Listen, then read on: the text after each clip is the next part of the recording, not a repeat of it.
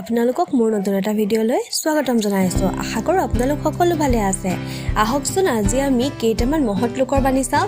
তাৰ আগতে এটা কথা কৈ লওঁ, আপোনালোকে ভিডিঅ'সমূহ চাইছে কিন্তু লাইক কৰা নাই। লাইক এটা কৰি দিবচোন, আমাৰ ভিডিঅ' বনাবলৈ উৎসাহ বাঢ়িব।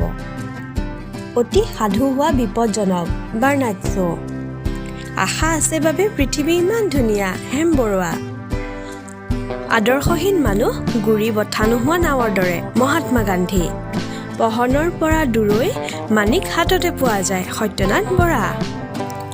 সকলো কথাতে সাধুতা বজাই ৰাখিব লাগে হজৰত মহম্মদ।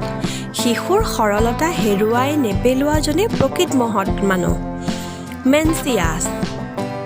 এজন বিশ্বাসী বন্ধু হৈছে জীৱনৰ মহৌষধ তিৰুক কোৰাল।